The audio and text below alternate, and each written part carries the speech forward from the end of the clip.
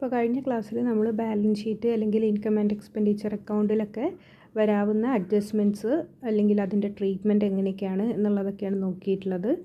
അപ്പോൾ അതിൽ നമ്മൾ ഇൻകത്തിൻ്റെ കേസാണെങ്കിലും അല്ലെങ്കിൽ എക്സ്പെൻഡിച്ചറിൻ്റെ കേസാണെന്നുണ്ടെങ്കിലും അതിന് ഡിഫറെൻറ്റ് എഫക്റ്റ് ചെയ്യുന്ന മെത്തേഡ്സ് നമ്മൾ നോക്കിയിട്ടുണ്ട്. അതായത് ഔട്ട്സ്റ്റാൻഡിങ് ആണെങ്കിൽ എങ്ങനെ, ഇൻകം റിസീവ്ഡ് ആണെങ്കിൽ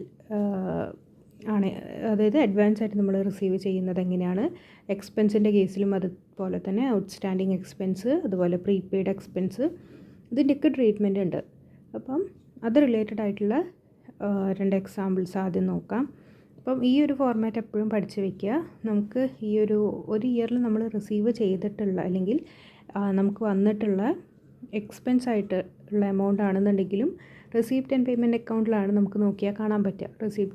റെസിപ്റ്റ് ആൻഡ് പേയ്മെൻറ്റിൻ്റെ പേയ്മെൻറ്റ് സൈഡ് ഉണ്ടാകും. ഒരു ഇയറിൽ വന്നിട്ടുള്ള ഇപ്പോൾ റെൻ്റ് ആണെങ്കിൽ റെൻറ്റ്, അതല്ലെങ്കിൽ സാലറി ആണെങ്കിൽ സാലറി, അത്തരത്തിലുള്ള എക്സ്പെൻസുകൾ പേയ്മെൻറ്റ് സൈഡിൽ കാണാൻ കഴിയും. അതല്ലെങ്കിൽ ഇൻകം ആണെന്നുണ്ടെങ്കിൽ സബ്സ്ക്രിപ്ഷനോ അല്ലെങ്കിൽ ഇൻട്രസ്റ്റോ അതുപോലത്തെ ഇൻകം ആണെന്നുണ്ടെങ്കിൽ അതിൻ്റെ റെസിപ്റ്റ് സൈഡും നമുക്ക് കാണാൻ കഴിയും. അപ്പോൾ ആ ഇൻഫർമേഷൻ്റെ കൂടെ തന്നെ റെസിപ്റ്റ് ആൻഡ് പേയ്മെൻറ്റ് അക്കൗണ്ടിൻ്റെ ഉള്ളിലോ അതല്ലെങ്കിൽ പുറത്തായിട്ടോ ഔട്ട്സ്റ്റാൻഡിങ് അതുപോലത്തെ റിസീവ്ഡ് ഇൻ അഡ്വാൻസ് പോലത്തെ അഡ്ജസ്റ്റ്മെൻറ്റും കൂടെ തരികയാണെങ്കിൽ അത് നമ്മളെങ്ങനെയാണ് ട്രീറ്റ് ചെയ്യേണ്ടത് എന്നുള്ളതാണ് ഈ ഒരു എക്സാമ്പിൾ വെച്ച് നമ്മൾ നോക്കുന്നത്. അപ്പോൾ ഈ ഒരു ഫോർമാറ്റ് എന്ന് പറയുന്നത് ഇങ്ങനെ റെസിപ്റ്റ് ആൻഡ് പേയ്മെൻറ്റ് അക്കൗണ്ടിൽ നമുക്ക് തന്നിട്ടുള്ള എക്സ്പെൻസ്, ഇത് എക്സ്പെൻഡിച്ചറിൻ്റെ കേസാണ് പറയുന്നത്, എക്സ്പെൻസ് എത്രയാണോ അതിനോടുകൂടെ outstanding at the end add ചെയ്യണം. അതുപോലെ പ്രീപെയ്ഡ് എക്സ്പെൻസ് ഇൻ ദ ബിഗിനിങ്ങും ആഡ് ചെയ്യണം. അത് ഇൻകത്തിൻ്റെ കേസിലും അങ്ങനെ തന്നെയാണ്.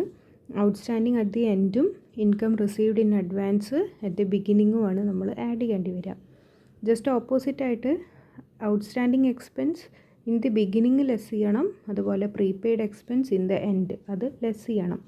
അതെങ്ങനെയൊക്കെയാണെന്നുള്ളത് കഴിഞ്ഞ ക്ലാസ്സിൽ പറഞ്ഞിട്ടുണ്ട്. അപ്പോൾ അതിൻ്റെ ഒരു എക്സാമ്പിൾ നോക്കുക. ഇപ്പോൾ ഈ പറഞ്ഞിരിക്കുന്നത് പോലെ നമുക്ക് ഇതിൽ സാലറീൻ്റെ കേസാണ് പറഞ്ഞിട്ടുള്ളത്. അതായത് ഇൻകം ആൻഡ് എക്സ്പെൻഡിച്ചർ അക്കൗണ്ടിലേക്ക് എത്രയാണ് നമ്മൾ സാലറി ഡെബിറ്റ് ചെയ്ത് കാണിക്കേണ്ടത് എന്നുള്ളതാണ് കാൽക്കുലേറ്റ് ചെയ്യേണ്ടത്. 2024 മാർച്ച് 31 ഇൻകം ആൻഡ് എക്സ്പെൻഡിച്ചറാണ് നമ്മൾ പ്രിപ്പയർ ചെയ്യുന്നത്. ഇത് ഫിനാൻഷ്യൽ ഇയർ കഴിഞ്ഞ ഇയറാണ്. ടെക്സ്റ്റ് പ്രീവിയസ് ഇയർത്തെ ടെക്സ്റ്റ് ആയതുകൊണ്ടാണ് ഈ ഒരു ഡാറ്റ ഉള്ളത്. ഏത് ഇയർ ആണെന്നുണ്ടെങ്കിലും അത് നമ്മൾ കൺസേൺഡ് ഇയറിന് തൊട്ട് മുന്നേ ഉള്ളതും തൊട്ട് ശേഷം വരുന്നതുമാണ് റിസീവ്ഡ് ഇൻ അഡ്വാൻസിനും പ്രീപെയ്ഡ് എക്സ്പെൻസും ഒക്കെ ആയിട്ട് നമ്മൾ ട്രീറ്റ് ചെയ്യുമ്പോൾ ഡേറ്റുകൾ നോക്കേണ്ടത്. അപ്പോൾ ഈ ഒരു ക്വസ്റ്റ്യൻ എന്ന് പറയുന്നത് നമുക്ക് ആദ്യം പേയ്മെൻറ്റ് മെയ്ഡ് ഫോർ സാലറി, അതായത് റെസിപ്റ്റ് ആൻഡ് പേയ്മെൻറ്റ് അക്കൗണ്ടിൽ നമുക്ക് കാണിച്ചിരിക്കുന്ന എമൗണ്ട് എന്ന് പറയുന്നത് 10,000 ആണ്. ഓക്കെ, ഇതിൽ ആ റെസിപ്റ്റ് ആൻഡ് പേയ്മെൻറ്റ് തന്നിട്ടില്ല, ജസ്റ്റ് സാലറി ഡീറ്റെയിൽസ് മാത്രം തരുന്നൊരു ക്വസ്റ്റ്യൻ ആയതുകൊണ്ടാണ് ഈ രീതിയിൽ. അപ്പോൾ സാലറി എന്ന് പറയുന്നത് 10,000 ആണ്. ദെൻ തന്നിട്ടുള്ള information outstanding salary as in 31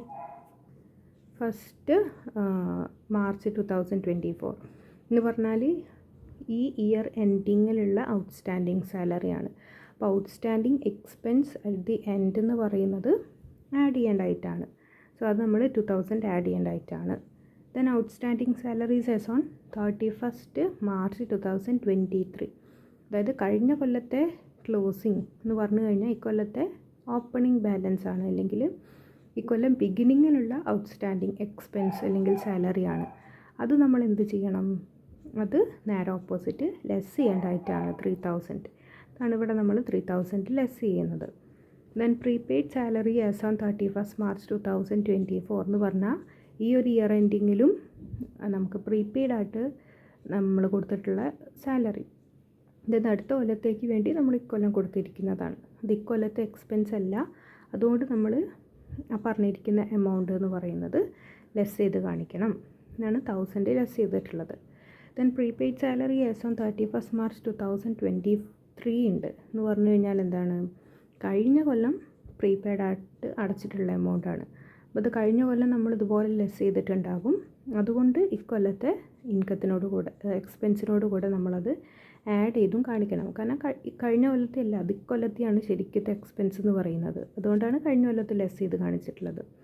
അതുകൊണ്ട് 1500 നമ്മൾ ആഡ് ചെയ്തും കാണിച്ചിട്ടുണ്ട്. ഓക്കെ, അതിന് ഒന്നെങ്കിൽ ലോജിക്കലി അത് മനസ്സിലാക്കുക, അതല്ലെങ്കിൽ ഈ ഫോർമാറ്റ് ഇങ്ങനെ പഠിച്ചു വയ്ക്കുക. ഓക്കെ, അപ്പോൾ നമുക്ക് ഫൈനലി കിട്ടുന്ന ബാലൻസ് 9500 എന്ന് പറയുന്നതായിരിക്കും ഇൻകം ആൻഡ് എക്സ്പെൻഡിച്ചർ പ്രിപ്പയർ ചെയ്യുന്ന സമയത്ത് അതിലേക്ക് നമ്മൾ എടുക്കേണ്ട സാലറി എന്ന് പറയുന്നത്. ഓക്കെ, ഒന്നെങ്കിൽ നിങ്ങൾക്കത് വർക്കിംഗ് നോട്ടായിട്ട് ചെയ്യാം, അതല്ലെങ്കിൽ income and expenditure account prepare ചെയ്യുമ്പം അതിനുള്ളിൽ തന്നെ ഐറ്റം വൈസായിട്ട് ആഡ് ചെയ്തും ലെസ് ചെയ്തും പോകുന്നതിന് കുഴപ്പമൊന്നുമില്ല. ഓക്കെ, ഇനി അടുത്തൊരു കേസ് എന്ന് പറയുന്നത് ഇതിന് ജസ്റ്റ് ഓപ്പോസിറ്റ് നിങ്ങൾക്ക് ക്വസ്റ്റ്യൻ ചോദിക്കാം. അതായത് ഇൻകം ആൻഡ് എക്സ്പെൻഡിച്ചർ അക്കൗണ്ടിൽ ഉള്ള ഡാറ്റ നമുക്ക് തന്നിട്ടുണ്ട്. അത് വെച്ചിട്ട് ഇക്കൊല്ലം നമുക്ക് ശരിക്കും വന്നിട്ടുള്ള എക്സ്പെൻസ് റിസീപ്റ്റ് ആൻഡ് പേയ്മെൻറ്റ് അക്കൗണ്ടിൽ നമ്മൾ കാണിച്ചിരിക്കുന്ന എമൗണ്ട് എത്ര എന്നുള്ളത് കാൽക്കുലേറ്റ് ചെയ്യാം. അതായത് ജസ്റ്റ് റിവേഴ്സായിട്ടും ചിന്തിക്കാം. റെസിപ്റ്റ് ആൻഡ് പേയ്മെൻറ്റ് അക്കൗണ്ടിലത്തെ ഡാറ്റ തന്നിട്ട് ഇൻകം ആൻഡ് എക്സ്പെൻഡിച്ചർ അക്കൗണ്ടിലേക്കുള്ള ഡാറ്റ നമുക്ക് കാൽക്കുലേറ്റ് ചെയ്യാം. അതുപോലെ തന്നെ ജസ്റ്റ് ഓപ്പോസിറ്റായിട്ടും ചോദിക്കാം. അതായത് ഇൻകം ആൻഡ് എക്സ്പെൻഡിച്ചർ അക്കൗണ്ട് തന്നിരിക്കുന്ന സബ്സ്ക്രിപ്ഷൻ്റെ കേസാണ് ഇവിടെ എക്സാമ്പിളായിട്ട് എടുത്തിട്ടുള്ളത്. സബ്സ്ക്രിപ്ഷൻ എന്ന് പറയുന്നത് ഒരു ഇൻകമാണ്. അപ്പോൾ ആ ഇൻകം ആൻഡ് എക്സ്പെൻഡിച്ചർ അക്കൗണ്ടിൽ നമ്മൾ ഇൻകം സൈഡ് കാണിച്ചിരിക്കുന്ന എമൗണ്ടാണ്. അപ്പം അത് വെച്ച് നമുക്ക് ഈ ഇയറിൽ നമ്മൾ എത്ര റിസീവ് ചെയ്തു, റെസിപ്റ്റ് ആൻഡ് പേയ്മെൻറ്റ് അക്കൗണ്ടിൽ നമ്മൾ കാണിച്ചിരിക്കുന്ന ഇൻകം എത്രയാണെന്നുള്ളത് കാൽക്കുലേറ്റ് ചെയ്യുന്നതാണ്. അപ്പോൾ നമ്മളിപ്പം നോർമലി പഠിച്ചിട്ടുള്ളതിന് ജസ്റ്റ് ഓപ്പോസിറ്റായിട്ടാണ് നമ്മൾ നോക്കേണ്ടത്. അതായത് ഇപ്പോൾ നമ്മൾ നോർമലി റെസിപ്റ്റ് ആൻഡ് പേയ്മെൻറ്റ് അക്കൗണ്ടിൻ്റെ ഫോർമാറ്റ് അല്ലെങ്കിൽ അതിൽ ക്രെഡിറ്റ് ചെയ്തിരിക്കുന്ന ഇൻകം അല്ലെങ്കിൽ ഇൻകം സൈഡ് കാണിച്ചിരിക്കുന്ന എമൗണ്ട് നമുക്ക് അറിയാമെന്നുണ്ടെങ്കിൽ നമ്മൾ എന്താ ചെയ്യുക, outstanding at the end add ചെയ്യുന്നു, prepaid expense at the beginning add ചെയ്യുന്നു, ദെൻ എക്സ്പെൻസിൻ്റെ കേസ് നേരത്തെ ചെയ്തത്, then outstanding at the beginning less ചെയ്യുന്നു, പ്രീപെയ്ഡ് അറ്റ് ദി എൻഡ് എന്ന് പറയുന്നതും ലെസ് ചെയ്ത് കാണിക്കുന്നുണ്ട് എക്സ്പെൻസിൻ്റെ കേസിൽ. ഇൻകം ആണെന്നുണ്ടെങ്കിൽ അതുപോലെ തന്നെ outstanding at the end add ചെയ്യുന്നു, income received in advance at the beginning add ചെയ്യുന്നു, then outstanding at the beginning less ചെയ്യുന്നുണ്ട്, income received in advance during the year അല്ലെങ്കിൽ ഇയർ എൻഡ് എന്ന് പറയുന്നതും ലെസ് ചെയ്ത് കാണിക്കുന്നുണ്ട്. ഇവിടെ നിങ്ങൾ നോക്കിയാൽ ഇതിന് ജസ്റ്റ് ഓപ്പോസിറ്റാണ് കാണാൻ കഴിയുക. എന്താ, subscription outstanding at the beginning add ചെയ്യാണ്, then at the subscription received in advance at the end of the current year എന്ന് പറയുന്നതും ആഡ് ചെയ്യാണ്. അതായത് നേരത്തെ ലെസ് ചെയ്യേണ്ട രണ്ട് എമൗണ്ടും ഇവിടെ ആഡ് ചെയ്തിട്ട് കാണിക്കുക, നേരത്തെ ആഡ് ചെയ്തിരിക്കുന്ന രണ്ട് എമൗണ്ടും ലെസ് ചെയ്തതായിട്ടും കാണിക്കാം. ഇത് ജസ്റ്റ് ഓപ്പോസിറ്റാണ്. അപ്പോൾ നിങ്ങൾക്ക് ചോദിച്ചിരിക്കുന്ന ക്വസ്റ്റ്യൻ എന്താ നോക്കണം. നമുക്ക് തന്നിരിക്കുന്നത് ഇൻകം ആൻഡ് എക്സ്പെൻഡിച്ചറിൻ്റെ എമൗണ്ട് ആണ്. അത് വെച്ച് റെസിപ്റ്റ് ആൻഡ് പേയ്മെൻറ്റിലേക്ക് നമ്മൾ റെസിപ്റ്റ് സൈഡ് കാണിക്കേണ്ട എമൗണ്ട് എത്രയാണെന്നുള്ളത് ക്വസ്റ്റ്യൻ ചോദിക്കാം. അതല്ലെങ്കിൽ നേരത്തെ തന്നതുപോലെ റെസിപ്റ്റ് ആൻഡ് പേയ്മെൻറ്റ് അക്കൗണ്ടിൽ തന്നു, അത് വെച്ച് ഇൻകം ആൻഡ് എക്സ്പെൻഡിച്ചറിൻ്റെത് കാൽക്കുലേറ്റ് ചെയ്യാനും ചോദിക്കാം. അപ്പോൾ അത് കേസ് നോക്കിയിട്ട് വേണം ആഡ് ചെയ്യാനും ലെസ് ചെയ്യാനും. ഓക്കെ, അപ്പോൾ ഒരു ഫോർമാറ്റ് കറക്റ്റ് പഠിച്ച് വെച്ചാൽ മതി, അതിൻ്റെ ജസ്റ്റ് ഓപ്പോസിറ്റ് ആയിരിക്കും മറ്റ് രീതിയിൽ ചെയ്യുന്ന സമയത്ത്.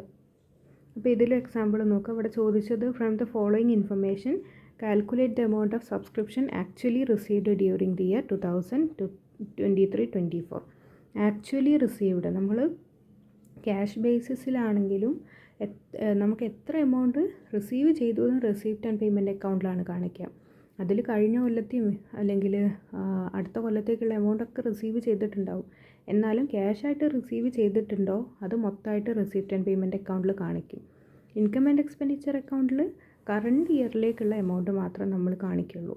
അതുകൊണ്ടാണ് അവിടെ നമ്മൾ ഈ പറയുന്നത് പോലെ ഔട്ട്സ്റ്റാൻഡിങ്ങിൻ്റെയും അല്ലെങ്കിൽ റിസീവ്ഡ് ഇൻ അഡ്വാൻസിൻ്റെയൊക്കെ നമ്മൾ ഒഴിവാക്കുന്നത്. കറണ്ട് ഇയർത്തെ എമൗണ്ട് മാത്രമേ ഇൻകം ആൻഡ് എക്സ്പെൻഡിച്ചറിൽ കാണുന്നുള്ളൂ. അപ്പോൾ അതാണ് ആക്ച്വലി റിസീവ്ഡ് എന്ന് ചോദിച്ചു കഴിഞ്ഞാൽ നമ്മൾ കാണേണ്ടത് റെസിപ്റ്റ് ആൻഡ് പേയ്മെൻറ്റ് അക്കൗണ്ടത്തെ എമൗണ്ട് ആയിരിക്കും. അപ്പോൾ അതിൽ തന്നിട്ടുണ്ട്, ആദ്യം തന്നിട്ടുള്ളത് ഇൻകം ആൻഡ് എക്സ്പെൻഡിച്ചർ അക്കൗണ്ടിൽ ക്രെഡിറ്റ് ചെയ്തിരിക്കുന്ന എമൗണ്ട് 23,000 ആണ്. അത് വെച്ച് പിന്നെ ബാക്കി തന്നിരിക്കുന്നത് outstanding as on 31st March 2023 എന്ന് വെച്ചാൽ അറ്റ് ദി ബിഗിനിങ്ങിലുള്ള ഔട്ട്സ്റ്റാൻഡിങ് ആണ്. അത് ഈ കേസിൽ എന്ത് ചെയ്യേണ്ടതാണ്, ആഡ് ചെയ്ത് കാണിക്കണം. Then outstanding at the end എന്ന് പറയുന്നത് ലെസ് ചെയ്തും കാണിക്കണം. നേരത്തെ ചെയ്തതിന് ജസ്റ്റ് ഓപ്പോസിറ്റ് ആയിട്ടാണ് ചെയ്യേണ്ടി വരിക. ഇത് ഇൻകം ആണ്. Then subscription received in advance as on 31st March 2023 എന്ന് പറഞ്ഞാൽ ഇയർ ബിഗിനിങ്ങിലുള്ള റിസീവ്ഡ് ഇൻ അഡ്വാൻസ് ആണ്. ബിഗിനിങ്ങിലുള്ള റിസീവ്ഡ് ഇൻ അഡ്വാൻസ് ലെസ് ചെയ്യണം, അതുപോലെ ഇയർ എൻഡിലുള്ള റിസീവ്ഡ് ഇൻ അഡ്വാൻസ് ആഡ് ചെയ്യുകയും വേണം. ഇത് നേരത്തെ നമ്മൾ ചെയ്യുന്നതിന് ജസ്റ്റ് ഓപ്പോസിറ്റ് ആയിട്ടാണ് ചെയ്യുന്നത്. ഓക്കെ, അപ്പോൾ ഇതുപോലെ തന്നെയാണ് എക്സ്പെൻഡിച്ചറിൻ്റെ ചോദിക്കുകയാണെന്നുണ്ടെങ്കിലും ഇതിന് ഓപ്പോസിറ്റ് ആയിട്ടാണ് നമ്മൾ ചെയ്യേണ്ടി വരിക. ഓക്കെ, അപ്പോൾ അത് കറക്റ്റ് നോക്കുക. നമ്മൾ എവിടേക്കുള്ള എമൗണ്ടാണ് കാൽക്കുലേറ്റ് ചെയ്യേണ്ടത്, വെദർ റെസിപ്റ്റ് ആൻഡ് പേയ്മെൻറ്റ് അക്കൗണ്ടിലേക്കുള്ളതാണോ ക്വസ്റ്റ്യനിൽ ചോദിച്ചിട്ടുള്ളത്, അല്ലെങ്കിൽ ഇൻകം ആൻഡ് എക്സ്പെൻഡിച്ചർ അക്കൗണ്ടിലേക്കുള്ളതാണോ കണ്ടെത്തേണ്ടത് എന്നുള്ളത് നോക്കിയിട്ട് വേണം നമ്മൾ ആഡ് ചെയ്യേണ്ടതും ലെസ് ചെയ്യേണ്ടതും അവിടെ മാർക്ക് ചെയ്ത് വെക്കാൻ. ഓക്കെ.